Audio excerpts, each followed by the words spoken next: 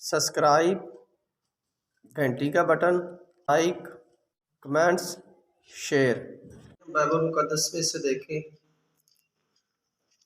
शरीयत की किताबों में से खरूज की किताब, उसका चैप्टर नंबर 4 वर्स नंबर 2 से लेकर 5 तक मुकद्दस कलाम में से हम पढ़ेंगे। और खुदा ने मूसा से कहा, ये तेरे हाथ में क्या है? उसने कहा, लाठी। फिर उसने कहा, इसे ज़मीन पर डाल दे। उसने इसे ज़मीन पर डाला और वो सांप बन गई और मूसा उसके सामने से भागा। तब खुदावंद ने मूसा से कहा, हाथ बढ़ाकर उसकी दुम पकड़ ले। उसने हाथ बढ़ाया और उसे पकड़ लिया। उसके हाथ में लाठी बन गया, ताकि वो यकीन करे कि खुदावंद उनके बाप दादा का खुदा, अब्राहम का खुदा, इसहाक का खुदा, यकूब का खुदा तुझको दिखाई दिया है। बड़ी इंपोर्टेंट थिंग्स ये गल है अज कलाम दे विचों जिहड़ी मूसा दे बारे कीती गई है। पाक ही हवा मूसा नूं कह रहा कि तेरे हाथ च की? वो कह रहा कि लाठी। अज असीं वेखना है कि यहोवा पाक ही हवा एक लाठी के जरिए अपने बंदा मूसा दे कोलों किन्ने काम लै रहा। दसो वो लाठी इन्हें काम कर रही है कि जिहड़ा वो यहोवा है, पाक खुदा है, जिहड़ा आसमानां ते विराजमान है, वो किन्ने काम करता है ते कदों करता है वो जानता है। किन्नू उन्हें किस तरह इस्तेमाल करना है वो जानता है। इसलिए बाइबल फरमाउंदी है कि उहदे ख्याल साडे ख्यालां नालों जुदा ने, उहदियां सोचां साडियां सोचां नालों जुदा ने।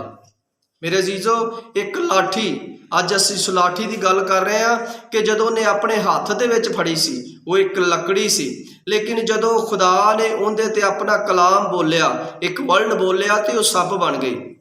उसे लकड़ी दे कोलों जदों सप बनी तो मूसा भज्जिया, दौड़ लाती, पर खुदा ने फिर उहदे माइंडसैट नूं तब्दील किया। उन्होंने कहा कि उन्होंने फड़। जदों ने दोबारा उस सप की दुंब फड़ी तो लाठी बन गई। ये साडा खुदा है कि वो दसदा है, वो विखाउंदा है कि मैं हैगा वां, मैं मौजूद हाँ। साडी जिंदगी चो अज भी काम करता है ते कसरत दे नाल काम करता है। अगर असीं उस लाठी नूं वेखीए तो जदों समुंदर के किनारे जाके खड़े होए, जदों 20 लाख की सैना, 20 लाख लोग मूसा दे मगर खड़े सी, उस तो मगर फैरो जिन्हों असीं फराउन कहने आ, वो अपने रथ सवार ते बहुत वड्डे वड्डे हथियार लैके इसराइलियां दे पीछे खड़ा सी। ते उदों भी मूसा कह रहा सी कि डरो ना, क्योंकि वो सैना का यहोवा साडे नाल है। पर इसराइली बुड़बड़ा रहे सी। पर उदों भी कौन काम आया? यहोवा। जदों यहोवा के मूसा ने दुआ की ते खुदा ने कहा कि तेरे हाथ च की है? मूसा ने कहा लाठी। ते उन्हें कहा फिर ये लाठी जिहड़ी है ये समंदर ते मार। हालेलुया। मेरे अजीजों, जदों वो लाठी समंदर ते मारी गई तो 2 टुकड़े हो गया। ये खुदा का फरमान है कि जो अपने लोगों ने इस्तेमाल करता है उन्होंने पता है कि उन्हें किस तरह इस्तेमाल करना है। असी जदों वेखने दाऊद की जिंदगी वाल तो खुदा ने एक उन्होंने गुफन दिता, उनकी ट्रेनिंग जिहड़ी सी जंगलों के विच कराई। मूसा भी जिहड़ा सी फराउन दे घर एक बादशाही जिंदगी जी रहा सी।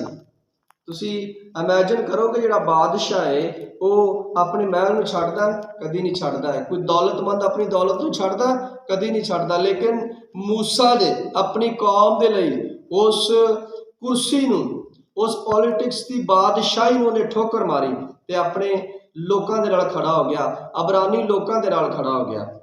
जे असी असली क्रिश्चन, असली मसीह हाँ, असी अपने लोगों के नाल खड़े होवांगे, असी अपने लोगों की फेवर दे विच खड़े होवांगे। फिर खुदा कहेगा तेरे हाथ च की है? तुसी कहोगे जी मेरे कोल दुआ है, मेरे कोल कलाम है, मेरे कोल फलानी बरकत है, मेरे कोल फलानी बरकत है। खुदा कहेगा ठीक है, इनू इस्तेमाल कर। जदों खुदा ने लाठी दी उस समुंदर ते मारी तो समुंदर जिहड़ा बाइबल दसदी है कि 2 हिस्से हो गया ते पानी दीवारां दी मानत खड़ा हो गया। उत्थे कोई किसी ने सीमेंट नाल इट्टां नहीं सी लाइयां कि उत्थे इसराइली जिहड़े सी सीमेंट नाल दीवार बना रहे सी, पानी इधर दे इधर हो गया। नहीं, वो खुदा दा एक वर्ड सी जिहड़ा बोलिया गया ते पानी इधर दा उधर हो गया। असी फिर वेने उसे लाठी हल जदों इसराइली पानी तो तरसन लगे सैरा दे विच ते फिर बुड़बड़ाउण लगे, गिड़गिड़ाउण लगे कि मूसा मिस्र दे विच कबरां थोड़ियां सी, सानूं इत्थे मरन लई लै आया। ਤੇ ਫਿਰ ਖੁਦਾ ਨੇ ਉਹਨੂੰ ਕਿਹਾ ਮੂਸਾ ਨੂੰ ਕਿ ਤੇਰੇ ਹੱਥ 'ਚ ਕੀ? ਤੇ ਉਹਨੇ ਕਿਹਾ ਲਾਠੀ। ਤੇ ਉਹਨੇ ਕਿਹਾ ਵੀ ਇਸ ਪਹਾੜ ਤੇ ਮਾਰ ਤੇ ਇੱਥੋਂ ਪਾਣੀ ਦਾ ਚਸ਼ਮਾ ਵਗ ਗਿਆ। ਮੇਰੇ ਅਜ਼ੀਜ਼ੋ, ਅੱਜ ਸਾਨੂੰ ਉਸ ਲਾਠੀ ਦੀ ਜ਼ਰੂਰਤ ਹੈ ਕਿ ਅਸੀਂ ਆਪਣੀ ਕੌਮ ਨੂੰ ਲੀਡ ਕਰੀਏ, ਆਪਣੇ ਲੋਕਾਂ ਨੂੰ ਲੈ ਕੇ ਚੱਲੀਏ ਤਾਂ ਕਿ ਸਾਡੇ ਲੋਕ ਤਰੱਕੀ ਕਰਨ, ਕੌਮ ਤਰੱਕੀ ਕਰੇ, ਮਸੀਹ ਲੋਕ ਤਰੱਕੀ ਕਰਨ ਤੇ ਯਿਸੂ ਦਾ ਨਾਮ ਹੋਰ ਉੱਚਾ ਹੋਵੇ, ਹੋਰ ਜਲਾਲ ਪਾਏ। ਮੇਰੇ ਅਜ਼ੀਜ਼ੋ, ਅੱਜ ਸਾਨੂੰ ਲੋੜ ਹੈ ਕਿ ਅਸੀਂ ਆਪਣੇ ਆਪ ਨੂੰ ਆਪਣੇ ਲੋਕਾਂ ਦੇ ਨਾਲ ਲੈ ਕੇ ਚੱਲੀਏ, ਇਸ ਕਲਾਮ ਨੂੰ ਆਪਣੇ ਅੰਦਰ ਰੱਖੀਏ, ਜਿਸ ਤਰ੍ਹਾਂ ਕਿ ਦਾਊਦ ਨੇ ਰੱਖਿਆ, ਮੂਸਾ ਨੇ ਰੱਖਿਆ, ਏਲੀਆ ਨੇ ਰੱਖਿਆ। ਅਬਰਾਹਮ, ਇਸਹਾਕ, ਯਕੂਬ ਦਾ ਖੁਦਾ ਜਿਹੜਾ ਸਾਡੇ ਬਾਪ ਦਾਦਾ ਦਾ ਖੁਦਾ ਹੈ, ਉਹ ਕੀ ਫਰਮਾ ਰਿਹਾ ਹੈ? ਅਸੀਂ ਉਹਦੀ ਗੱਲ ਨਾਲ ਧਿਆਨ ਦੇਣਾ ਹੈ, ਆਪਣੇ ਸਾਰੇ ਕੰਨ, ਆਪਣਾ ਸਾਰਾ ਫੋਕਸ, ਆਪਣਾ ਸਾਰਾ ਧਿਆਨ ਸਿਰਫ ਕਲਾਮ ਤੇ ਲਾਉਣਾ ਹੈ। ਅੱਜ ਸਾਨੂੰ ਲੋੜ ਹੈ ਕਿ ਅਸੀਂ ਕਲਾਮ ਦੇ ਨਾਲ ਚੱਲੀਏ। ਮੇਰੇ ਅਜ਼ੀਜ਼ੋ, ਮੇਰਾ ਇਹ ਬਲੀਵ ਹੈ ਖੁਦਾ ਤੇ ਕਿ ਅੱਜ ਦਾ ਕਲਾਮ ਤੁਹਾਨੂੰ ਸਰਫਰਾਜ਼ੀ ਬਖਸ਼ੇਗਾ, ਤੁਹਾਨੂੰ ਬਲੈਸਿੰਗ ਦੇਗਾ। God bless you, all the people.